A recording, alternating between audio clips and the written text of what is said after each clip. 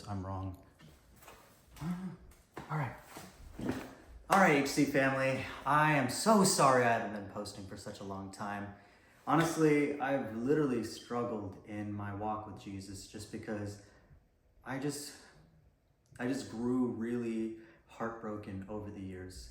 I think ever since I shared my faith with my family, it's been really hard to have really deep and vulnerable talks with people, because that would mean I would share a part of my heart with someone, which after that incident and other incidents in my life, it just meant that I would get rejected.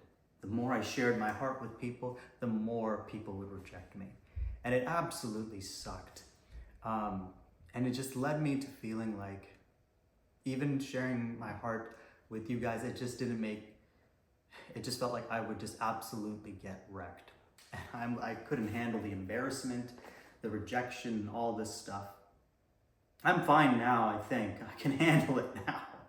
But I needed to take some time to, I don't know, just to feel like a person again. Because I just feel like I'm abused half the time. I don't know, I just feel like I could do everything right in this world, but yet I would still be abused. And I don't know why. I don't know why. I could give my heart to somebody, but they would just abuse my heart. And it just sucked to think about that. And that's why I kind of didn't want to share my feelings and being vulnerable with you guys. I just really didn't want to show my weaknesses. But in the Bible, it's very clear that Paul always shared his weaknesses. He always said how weak he was because it showed the glory of God. And I didn't want to share my weaknesses because I was prideful. I didn't want to share with you how much I was hurting, how much I was broken. But if it meant that letting you know that, yes, once you get persecuted, once you get rejected from your own family, you are going to get literally feeling like you're abused. It feels like there's nothing. It feels so empty and feels like you don't want to open up to anyone. You don't want to go outside. You don't want to hang out with anyone. You don't want to have close relationships. And I don't know. I just feel like I'm not enough half the time. And I just feel like other people are, no. I just feel like I don't know. It's one thing to say, like, you reject your father and your mother and you pick Jesus. And so another way of actually doing that and then having to endure through that and then continuously endure through that. Like, I don't know, like, I have the stamina. God believes that I have the stamina to continue to seek after the Lord. But are you kidding me? Sometimes you just want someone to talk to. And sometimes even I talk to therapists, I talk to people, and yet it doesn't, like, nothing works. The pain is still there. The pain never leaves. And they're expecting me. It just feels like God is expecting me, is expecting you to just continue to endure in a time where you just need more love. You just need more affection. You just need more support. And it just feels like I have to continuously endure in a race where I am limping. I am needing rest. I am literally feeling like the end of myself, and yet I still need to endure. It makes me so mad. It makes me so upset. It makes me feel so unheard and so dishonored. It makes me feel like, I just want to be left alone for the rest of my life, because at least if I was alone, then I wouldn't have to get hurt again or whatever. That's why I've been so quiet on HC. I've been so quiet because I'm just like, I just want to be left by myself, because I just feel so dang abused by everybody. I'm not strong enough for any of this. I don't feel strong enough to continue to be a leader or a role model or whatever. Like, I'm just me, and I have nothing to offer. I literally have nothing to give except for just to continue to endure till the very end. That's all I can give to my community, to my friends, to everyone, to Jesus. I just imagine what my life would be like if I was just, I don't know, if I just made better decisions in my past. If I just never got into that relationship that I shouldn't have got into. Or if I just started opening up to people more growing up. But I always grew up alone. I always was left alone. My parents weren't really around when I was growing up. They were always working, and I was always left alone. So it was just me, myself, and I. I've been the biggest loner for my entire life. And enough about me. The point of it is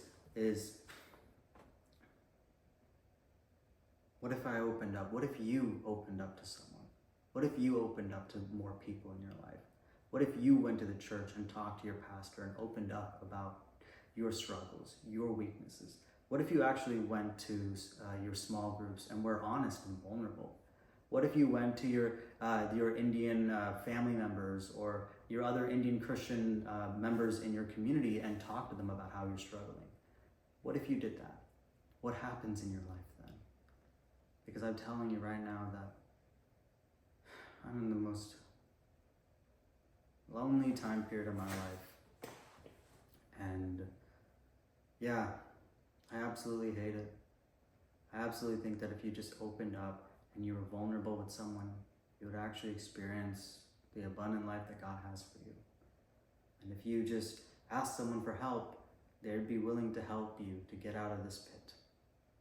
And if you open up to someone, you might actually see that some people love you more than you think. But it does take courage. It does take you to be courageous enough to share your heart with someone. And I know that's not easy. I know it's something that you struggle with. I know it's something that we all struggle with. Loneliness, addiction, wanting affection. But sometimes you just have to be willing to be vulnerable and open with your feelings, which I never want to do. I never want to do that. But that's the name of the game. Sometimes I just want to run away. Just want to run away and try to find my own little village or own little town where I can just hide for the rest of my life. I guess be a hidden Christian, right? But maybe sometimes we gotta be courageous enough to just be honest with our feelings, be honest, stay firm, and continue to share the gospel, continue to endure till the very end. I know it's not easy, dude. I know that it's gonna be a journey. I know that whether you're the only Christian in your family, or you've been persecuted because you and your family members became Christian and your other family members are persecuting you for it. All we have in this life is the hope that is found in Jesus Christ on the cross and the church. I got nothing else to say, and I just pray that the Holy Spirit uses this little bit for whatever glory He has for Jesus. And I will continue this journey. I'm going to probably update you every single day, because that's what, I don't know, that's what I think I need to update you every single day about this journey, which I've been procrastinating or whatever for 3 years, because I was just like, I don't want to share my feelings. No, Lord, I'm not sharing my weaknesses, all that stuff. But at this point, welcome. We're not going to be hidden Christians anymore. We're going to be courageous Christians. So, welcome. I'm sorry, HC fam. I could be more excited, and I am, I am very thankful to share this with you guys, but at the same time, I'm just like, I just need more hope. Hope life will get better. Hope things change. It takes so long. I can't. That was lame. Never mind, cut that part out. I don't know. I was just thinking about how Jesus' death and resurrection took 3 days, bro. Ain't nobody got time for 3 days of waiting, man. I'm like, I want to see the resurrection right when Jesus, I want to see it right away because I'm like, I'm tired, man. I'm so tired of waiting on the Lord. I hate this. I hate this so much.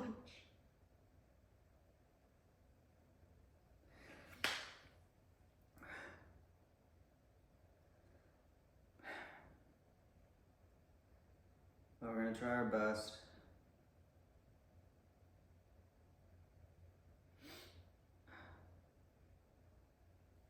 I don't know. We're just going to do our best. And one day I hope all of this makes sense. Yeah. Alright, HC fam. I'll see you tomorrow for tomorrow's video. Or probably later today if I just get completely blasted. And I'm like, yeah, I need to talk. So, yeah, a little life update for you. I hate this so much.